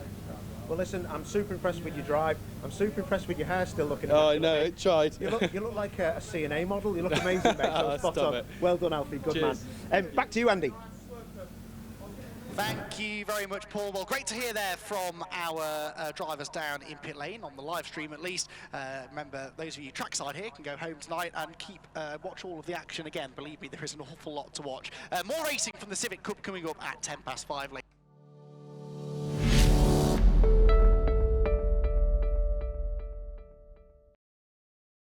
We are about to hand over to the Miltek Sport Civic Cup that is about to get underway. Andy, I can see you're sat down in your chair. Take it away for us. Yes, I'm my chair for now, but if this race is anything like some of the other racing we've had this weekend, I might not be in the chair for long. It's very much kept me on the edge of my seat, and we're hoping that this will be a fitting finale to our racing action. It's been great to bring racing to these time attack events as well, Tunafest South here, just to give you something a little bit different, welcome you all into myself and Paul O'Neill's world, and yeah, I hope you've all enjoyed the racing action that we've provided for you so far. This final race of the day is for the Miltek Sport Civic Cup, their third race of the weekend, and yeah, I think on the whole this weekend, Paul, we've had some really, really good action. Yeah, we have, haven't we? It's how weird is that? I know people at home watching the stream won't have heard you being handed over to our goddammit American colleague out there. You were on the straightaway here at Brands Hatch, but everyone else can hear us. But they're all going home now anyway. Yeah, no, we've had a good weekend, haven't we? It's been great to be involved. It's been I mean, that race was unreal, wasn't it? The last round that we watched, the Touring Car Trophy was unreal, but the Miltek Sport Civic Cup is coming up next, and it is pretty well anticipated. And there's a few stories already coming from that last race that they had. But for me, they've been exceptional, because I've not actually seen that much of that championship until today and a bit on the stream yesterday. And even the people who do the graphics have spelled my name right. What a great day! And mine as well, which is never guaranteed. So there's sometimes a rogue K or something ends up in there. So So good stuff. It's all coming together nicely here at the end of the day. Civic Cup then, we've had 2 races so far this weekend. Yesterday's race was won by Matt Luff. He led every lap from pole position. Race 2 though was a partially reversed grid. The top 10 finishers from race 1 were reversed, and it was Ben Sharp who completed this comeback from the back of the grid in race 1 to winning race 2, and we now look forward to this 3rd race, which again is based, the grid is based partially upon qualifying, and the 2nd fastest lap time. So Matt Luff, race 1 winner, is on pole with Jamie Tonks alongside. Tonks was a non-finisher earlier on. Alistair Camp was also a non-finisher in race 2 after a dramatic final few minutes for him, and George Alt Williams up there on row number 2. There are so many drivers though towards the pointy end of the grid that have the potential to do really well in this race, and a couple that will be coming from deeper in the field as well. Bradley Lane, 11th, showed good pace in race 2 before unfortunately retiring with an off. And of course Ben Sharp coming from 18th on the grid in this one, which is the back of the Cup class field. There is a Cup class and a production class. The production cars are a little bit slower, but therefore a little bit cheaper to run, much closer to a production level Honda Civic, obviously, hence the class name. And Ben Sharp will start just in front of those cars. In production, it's Mervyn Beckett that has the pole position, but Mervyn hasn't won a race yet this weekend in production. He got himself 2nd place yesterday, and then was off the podium in this morning's, or this afternoon's 2nd race of the weekend. But Beckett is on the class pole alongside Peter Dell, with whom he had a brilliant battle yesterday for the production class victory. Contact was made going into Druids, we believe, though. Peter went off the track and Mervyn lost the victory as a result, not through a penalty, but just because of time lost with the contact. So it's Alfie Threlfall, who is a double winner in production. He starts 4th on the grid in that class in car number 66. So many stories. We spent a lot of time, Paul, down in the paddock as well, chatting to some of the drivers. It's not just a great series as far as the racing product, but a really, really nice group of people to be working with. Yeah, they really are, aren't they? And, you know, like I've spoken about on the live stream earlier on, that, you know, the WhatsApp group that all the drivers have, the teams, the organisers, Maximum Motorsport, and also ourselves are in there. There's so much banter, and I've never known a series where someone's bent a steering wheel, or someone's missing a brake pad, or someone's missing a cog. They're all running round helping each other out, and that is what for me makes a fantastic championship. And you know, they want to win, but they're very respectful to each other, and they have a right old crack as well. So it's really, really good to be involved in this championship. Yeah, it's a club racing mentality, and I guess in a way this is still a club championship, but it operates just on that slightly higher level. The preparation of the cars, the way they're all turned out, the way the championship is run, and the quality of the product on track, it's just that little step above, but it hasn't lost that real friendly club atmosphere, which I think is really important. And you know, when you sit at home and watch racing, you don't necessarily get to experience that, and it's one of the great pleasures of being a commentator, working in motorsport at the level that we do, that we really get to meet these people, get to know them, and see how they interact with each other off the track as well. So yeah, been great fun this weekend, and I'm sure they're going to put on a show here in this final race.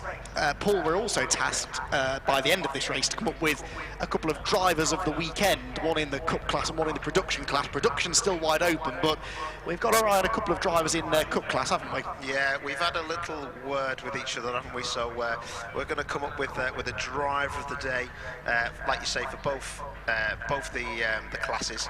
And yeah, it just depends on what those certain drivers do in this race, so they better be good, and you better be listening as well, lads, because we're watching. And that's why we're not telling you who we've chosen yet, because we wouldn't want that to interfere with their preparation for this final race of the weekend. It's not the longest of championships, this, by the way. This is the 2nd event of the season. There are only 3 more after this. They go to Anglesey, which I believe is the Time Attack TCT event. They're back at Brands Hatch again later on in the season, then it all finishes at Snetterton in, I think, October later on this year. So, having lost a race at Cadwell Park earlier in the season, we're inching towards that halfway point already in the championship, and that means that these points are more significant. Matt Luff has the championship lead now after his after his victory in a, 4th place in the earlier race. But Matt will be keen now to try and take advantage of another pole position, to do what he did yesterday, Paul. Get into turn 1 first, build a gap, manage the race, coast home to victory. Yeah, that's what you'd want, wouldn't it? We're getting very arty here. What's going on with this? This is a nice shot, isn't it? I wouldn't want to be here when they all set off. Look at that one. Who's in P4 there? Whoever it is, they're angled out, and they'd never pass an MOT with them headlights, would they? To be fair, but like you say, no, it's all about getting off the line cleanly and just making sure you can stroke it home and get some points. But all these cars in the two classes are obviously so closely matched. That's why you never see someone just clear off and win a race. So it's great for these guys just to get out there and have a dry race. We were supposed to be getting hammered with rain this afternoon. I looked at it and it was saying 2 o'clock, then it went to 3, 4, 5, and it's gone now. So very humid here at Brands Hatch on the Indy circuit. But no, this will be a good old race, and you can see people are already mad for it, aren't they? So the guys before us have put a lot of rubber down, so it's going to be really, really good to watch. Let's have a look then, shall we, at how the grid's going to line up. Matt Luff is on pole position from Jamie Tonks with Alistair Camp. Both he and Tonks need some points out of this race after their non-finishes in race 2. George Alp Williams is on the second row with Jamie Tonks. Then it's Dan Thackeray and Phil Wright. It was very exciting to watch, well, in both races really, but certainly yesterday's when the car was very, very oversteery. Dave Bucke was on the podium in race 2. He starts 7th this time with Morgan Bailey alongside him. Ryan Bensley and Rob Butler 10th on the grid, but he's been plagued with overheating issues all weekend long. Bradley Lane's car had some damage after the previous race. I think they've got it fixed though. He's there on the 6th row alongside Ross Darlington, who also had some damage to the rear of his car. Chris Mullen and Martin Dalzell are next to, I believe I was calling Ryan throughout the first race. It's definitely Martin Dalzell, 14th on the grid for him ahead of Paul McHugh and Simon Waite. Then Ben Mills was excluded from the previous race after an incident out on track. He is 17th with Ben Sharp at the back of the Cup class, but likely to move forward. Then you've got the production runners, Mervyn Beckett on the production pole and Peter Dell alongside him. The purple numbers on our live stream graphics denoting a production class car. Mark Hughes and Alfie Threlfall, double production winner so far this weekend, is 4th on the grid. His brother Harry, who joined him on the podium, 2nd place in the previous race, is next alongside Simon Welch with Rhys Lewis and Matthew Stenning towards the back. Nick Charlier was right at the back of the field, and there was, I noticed a message a little while ago coming through saying that car 97 is out, unfortunately, so Nick Charlier will be a non-starter after issues in the previous race. Right then, Paul, putting you on the spot, pick a winner. A Honda Civic. Oh, going out on a limb there, aren't you? What colour's it going to be? Let's try and... There's a lot of grey ones out there, isn't there? Do you know what? I am going to go for... Oh, I think Camp's got a chance here, Yeah? Yeah, I think he's got a chance. He's on the decent side of the grid, but well, we've got the proper quick boys up the front, haven't we? It's going to be... This is going to be really difficult to predict here, but yeah, I'm going to stick my money on the Camp. Yes, well, Alistair would be happy to hear that. He's been quick this weekend, but he did get a bit flustered in that battle with Dave Bucke earlier on. He made a move on Dave for 3rd at Paddock in race 2, made a mistake, went into the gravel, and then we think that damaged something on the left rear corner. And when he arrived at Clearways at the end of that lap, the car spat him out into the gravel. So a non-finish for the man that was leading the championship going into this weekend. In fact, going into the previous race, he was still leading it, but that non-finish means that Matt Luff has moved ahead of him now by 20 points. So, and a few other drivers in between them as well. There went Ben Sharp, the white and blue car with the yellow wheels. Behind him, the yellow number 32 is Mervyn Beckett, our production class pole sitter, but he started from pole yesterday in race 1 and only ended up 2nd after that incident with Peter Dell, who should be lining up alongside him, although actually I can't see Peter Dell there. Do we have a gap on the grid? Yeah, we do. So Peter Dell, unfortunately, might be a non-starter from the front row of the production grid. We'll try and see if he gets into the race, perhaps from the pit lane or something. But the field is set then for our final race of the weekend. 15 minutes of racing in round number 4 of the Miltek Sports Civic Cup. Red lights go on, they go out now. Away we go from pole position. Matt Luff gets quite a bit of wheel spin. Alistair Camp is away well, then goes up the inside of him. Jamie Tonks around the outside will get the lead. Camp goes 2nd, level with George Out Williams, and Matt Luff makes his first mistake of the weekend, doesn't get off the line well. He is down to about 8th place going through the first corner, and he's sideways, he's losing places, hand over fist. Matt Luff must have a problem. What a shame for the race 1 winner, the championship leader. What is it about being championship leader this weekend? It seems to be a bit of a bad luck charm. Yeah, nobody wants to win the championship, did he, by the looks of it? Looked like maybe he was stuck in gear or just couldn't get a gear. That maybe the car went very neutral because it was in neutral, and then it had an oversteer and he just couldn't get it in gear, so he did lose a lot of places. But look at this, they are pinned straight away. So Tonks leads, Camp second, Out Williams third, and Morgan Bailey is up to 4th from 8th on the grid. That's Brad Lane getting stuck in. I told you Phil Wright's car is oversteer. It was sideways there through the final corner. The leaders though come out of Clark Curve across the start finish line, absolutely nose to tail between the top 3. A gap back to Bailey. Then the first side-by-side battle is for 7th. Brad Lane on the inside of Phil Wright, and that looks as though it's Chris Mullen maybe in the white, grey and yellow car behind them. Into the pit lane, we've got a couple coming sideways for Brad Lane. Oh, what a save, and how did the rest of them miss him? I cannot tell you how close Lane was then to actually getting clobbered. It was so close. There was a car at the rear of him, but it didn't look like it actually touched him. It was like you couldn't get a fag paper between the two of them. Unbelievable. Wow, okay. In production, by the way, Alfie Threll falls back in the lead from 4th on the grid. Mervyn Beckett 2nd, and Simon Welch is 3rd. Simon, I don't think, has had a podium yet in that category on his debut season in Civic racing. So some big stories there coming out of the production class. Ben Sharp moving up ahead of Ben Mills. Where's Sharpie up to? Well, he was 13th on the previous lap. I think he's still there, actually, sandwiched between Ryan Bensley and Ben Mills. Bensley is the red and white car just ahead, and Sharp actually with a bit of damage to the back of the car. He was right in amongst that little traffic jam that formed after Brad Lane's little moment. Yeah, there was a lot going on, wasn't there? And I don't think there's been massive contact, but the odd rub here and there as bumpers were flailing as they went through the shot. But Tonks getting on with it, and yeah, he's now half a second in the lead, isn't he, from Camp? Yes, and he was about 3/10 quicker on the previous lap as well, so he did start to stretch that margin. Morgan Bailey there under pressure from Dan Thackeray and Dave Buki as they race down the Cooper Straight. Tell you what, Camp is quicker on this lap, isn't he? Yeah, 2/10 quicker in the first sector than Jamie Tonks, so he's right back with the leader now. Game on at the head of the field. Your bet for an Alistair Camp victory might just come true yet. Certainly helped by the fact that Matt Luff is out of the race, so I'm afraid, well, into the pit lane at least, went Rob Butler. He's back on track now, but those overheating issues look as though they've reared their head again. 2 laps in the book then. Jamie Tonks leads in the Fastar liveried car by just under 3/10 now from Camp, with George Alt Williams very much going with them this time. Further back in the field, Ryan Bensley defending here from Ben Sharp, the race 2 winner. Goes to show the significance of track position, this, doesn't it, Paul? Because Ben Sharp in race 2 was pretty much unstoppable, and now he's stuck in the pack. Oh, yes, and I was just looking back out the window there, and the lead nearly changed going down to Graham Hill Bend as we go back with these guys, and he's got an overlap here. Camp has the overlap. Tonk is going to have to let him through. Oh, I'm surprised Tonks didn't try and close that door a bit more robustly. Camp has gone through on the inside, though. Yes, Alistair Camp then gets the lead away, and Jamie Tonks now needs to try and get back ahead of him. Don't celebrate just yet, Paul, because Tonks is coming back at him now out of Clark Curve, and of course you've got George Alt Williams there with them as well. If the two of them come together, less than a car length in it. Camp from Tonks, and Jamie Tonks is going to try and fight back as soon as he can here, surely. Yeah, that was all set up, wasn't it? On the way to Clearways.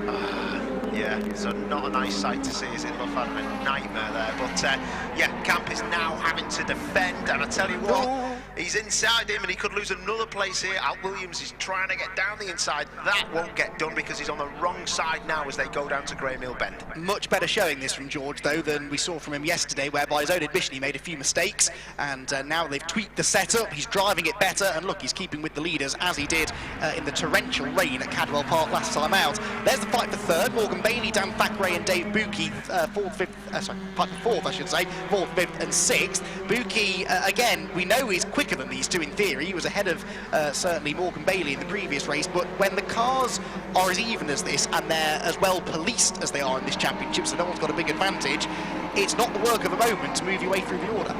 No, exactly. It's very difficult, especially Brands Hatch Indy as well. You know, you're just relying on forward momentum to get past people, as it looks real close, doesn't it, up the front. Yeah, Jamie Tonks had a run there on Camp, didn't he? Looking to Druids. Camp closed the door, but that means he's had to go into the right-hander defensively. I'm a little surprised that Camp hasn't made hay here and pulled away. Again, Jamie Tonks is a quick driver, but Alistair is a bit more experienced and certainly was quicker than Tonks in yesterday's race. But drivers will tweak their setup, won't they, from one race to the other? So they'll have learned from the 2 previous races, and it looks like Tonks is a bit happier now. Yeah, definitely. 2 groups battling hard, isn't it? One for the lead, and then we've got a battle for 4th place as well. So 2 groups of 3 as running wide. I just seen Dan Packer, who was looking like, oh, I tell you what, he is a brave man cutting across the front there. I never was brave enough to do that. Yes, I've seen a few people end up in the pit wall from doing that, but Dave Buki left him the space. He wasn't quite fully alongside enough in the end to really force the issue. Some changing behind, by the way. Ben Sharp has got past Dalzell now. I'll get his name right this time. Martin Dalzell into 8th place. Dalzell 9th then, and also Ben Mills ahead of Ross Darlington. So some changing towards the back of the top 10. This lead gap, Paul, is ebbing and flowing by the sector. In the first sector, Tonks is better than Camp, I think. It's all at clearways that Camp seems to be able to get the gap back out. It was half a second at the line, but in the first sector, he's 2/10 slower. Yeah, they're definitely to and froing, aren't they? And what I must admit with these cars, and I'll have to speak to the drivers a bit more, what? Oh, these guys don't care, do they? Fair play. They'll chop across the front of anyone. They don't really care, do they? They just get on with it. Fair play. Loads of respect here. This is great. Brad Lane there trying to fight his way back through this little group in the black and red number 40 car, side by side with car number 9. That's Paul McHugh. At the front of the group, Ross Darlington and Martin Dalzell were together, and also trying to go around the outside is Mullen, who has dropped out of the top 10, having been inside of it earlier on. Ryan Bensley is in this scrap as well. A couple of the cars looking a little bit worse for wear now at this late stage of the weekend. I mean, Dalzell's car was rattling down the barriers, wasn't it, only a couple of hours ago at the end of race 2. The team have done a good job to get that car back out. And it doesn't surprise me, to be honest. There's some top teams in this championship trying to get the job done, and a lot of people who are driving and spannering, as well as we know Dave Buki does. So a lot of the other guys doing the same, but it's great to see, isn't it? Real good battles, and oh, this is just proper close quarter stuff, this. Yeah, this is what proper racing looks like, isn't it? Martin Dalzell busy trying to defend here. On the inside, there's a move being made at the back of that group. That's Ryan Bensley losing out to Paul McHugh, I think, having already been passed by Bradley Lane earlier on in the lap, so not quite working out well for Bensley here. Drops down another position. The good news is there's no one else behind him now to try and put him under threat into Paddock Hill Bend.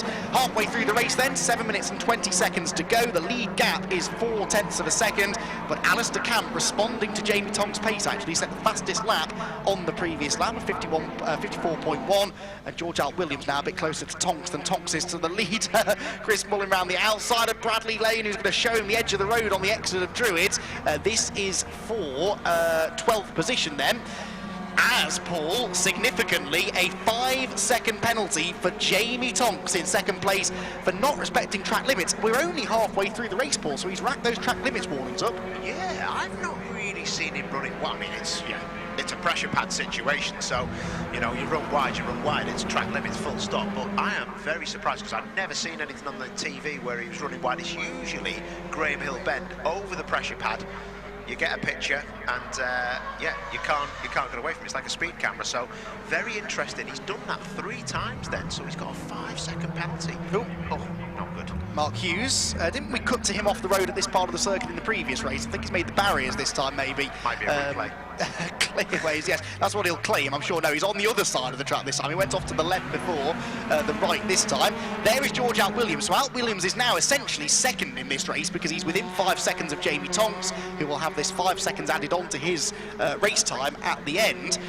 For Alt Williams now, this is quite a frustrating situation. He will almost wish that Tonks would just move over now, because although Tonks has a penalty and is behind George on corrected times, he's still physically there, in his way, getting between Williams and Camp. Yeah, it's your worst nightmare when there's somebody, and the proper drivers who are, you know, switched on will know that the car in front has a penalty, because you always look at, you know, the pit board and you'll see a number and it'll just say number 4, you know, 5-second penalty or whatever on the board, so you can race accordingly.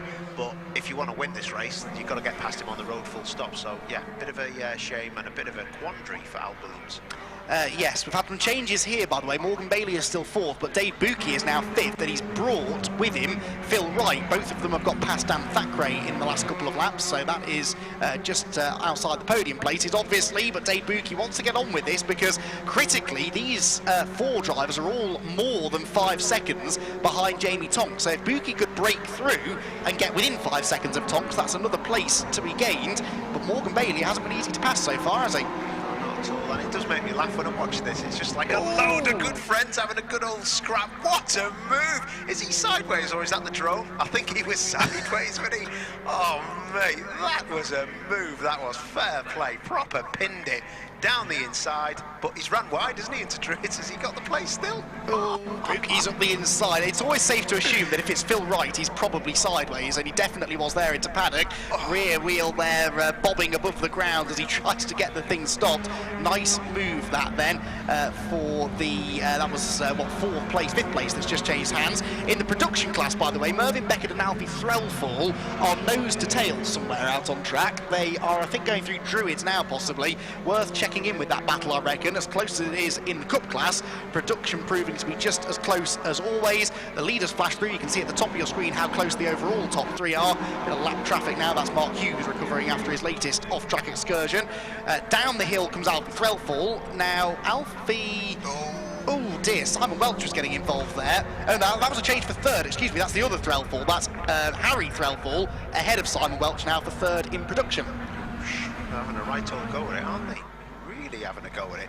I love, do you know what, I really like the production class. The cars look really, really switched on, look a bit more difficult to drive just because you have to be, just have a bit more finesse because they don't have that maximum power situation. But back to the front, and it looks like these guys are really, really starting to close back up. And I say, I know the penalty still exists for Tonks, as you can see our back marker getting out of the way. Tonks is still hanging on to 2nd place on the road. Yes, he is, and keeps again closing in on camp 1 lap and then dropping back a bit the next lap. There is Martin Dalzell, who comes out of Clearways, trying to defend still here from... neither of these cars are in showroom condition, are they? That's Chris Mullen, I think, behind, trying to make the move into Paddock Hill Bend, and Dalzell's going to lose that place around the outside, is he? No, on the brakes, Dalzell fights back. I'm not sure that car is tracking quite right somehow. It seems down on straight line speed and it's not handling brilliantly, but as they head up the hill into Druids Corner, they actually are now joined by the number 9 car of Paul McHugh and Ryan Bensley still behind them. These 4 have been together since the start of the race. Yeah, they really have. Ryan Bensley's really dropped down the order, really struggling with that car setup this weekend. I think he started 9th and he's dropped down to 15th, so a bit of work to do for Bensley, just on the back of that pack there with his headlights ablaze. But like you say, there's a few bumpers that look a bit loose. Yeah, 1 or 2. This is the fight for the production class lead then, with Alfie Threlfall and Mervyn Beckett nose to tail then. Threlfall, the black number 66, going for a hat-trick of wins, and even in the production class, Paul, that would be quite an achievement, especially from 4th on the grid. Yeah, definitely. Yeah, no, Alfie was looking pretty unflustered when I interviewed him after the first race of the day today, and wasn't even sweating. So yeah, I think that was a bit of a shootout to the competitors as against. They would have seen that and been thinking, right, is this guy fully lit? He's definitely on it. More track limits penalties for another front runner. Morgan Bailey in 4th place now, being given a 5-second penalty. That will drop him behind Phil Wright, Dave Buki, Dan Thackeray, and probably Ben Sharp and Ben Mills as well. So lots of places about to be lost, I'm afraid, for Morgan Bailey in the red and white number 26. On screens, we're seeing the production battle coming down into Graham Hill Bend, and it is the 66 of Threlfall, of the Alfie variety, that is, keeping Mervyn Beckett at bay. And that gap staying fairly static for the time being, and up through Surtees they go. Race leaders have just gone on to their 16th lap. We are running out of time, actually. We're going to have time for probably 1 more lap after this. There is George Al Williams ahead of Jamie Tonks. So Al Williams was already 2nd on corrected times, but the young Welshman has now got himself into P2. He's given himself, Paul, one lap to try and do something to get about Ali Camp, who was held up there in some traffic. Yeah, he was, wasn't he? And they're back on him now, aren't they? They can see the resonance through the dampers. If you just put a bit too much steering lock at clearways into the car, it really does start that rear bouncing off. Headlights flashing.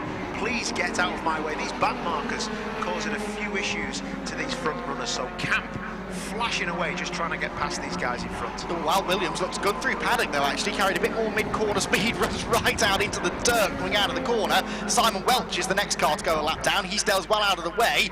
Al Williams really sent it into Druids. I think he saw that was his one chance to get onto the tail of Alistair Camp, because it should be fairly clear sailing now to the flag. There is one more slower car up the road, but I'm not sure if they're going to catch them. And actually, Jamie Tonks coming back at Al Williams now, looking to the inside into Surtees. This is for second place on the road, but if Al Williams knows about the penalty coming for Tonks, he'd do well to let him go here. He doesn't, he hangs on to it just about, and Jamie Tonks will stay in third on the road for now. That's going to be a bit of a drag race to the line, but for Alistair Camp, it's going to be the perfect way to bounce back after the non-finish in race number 2. Camp is going to take his first victory of the weekend. It's side by side for second, but Alistair Camp wins for the second time this season. Jamie Tonks on the line pips George Al Williams to second place on the road by 41 thousandths of a second, but the 5-second time penalty will reverse those positions anyway. Morgan Bailey, likewise in 4th place, has a time penalty to be added on. If we add 5 seconds onto his race time, he drops down to 9th place, I reckon, so Phil Wright should inherit 4th place ahead of Dave Buki and Dan Thackeray. Right, what about production then? Alfie Threlfall and Mervyn Beckett are, I think, coming out of the final corner now, and it's going to be Threlfall there. You can see with a decent margin, actually. Threlfall led pretty much every lap of that race from 4th on the grid, got himself into the class lead pretty quickly, and I tell you what, if Alfie keeps this up, he is going to be a championship contender. In fact, that result might well put him in the championship lead now for the production category. Mervyn Beckett second, and Harry Threlfall again will join his brother on the podium.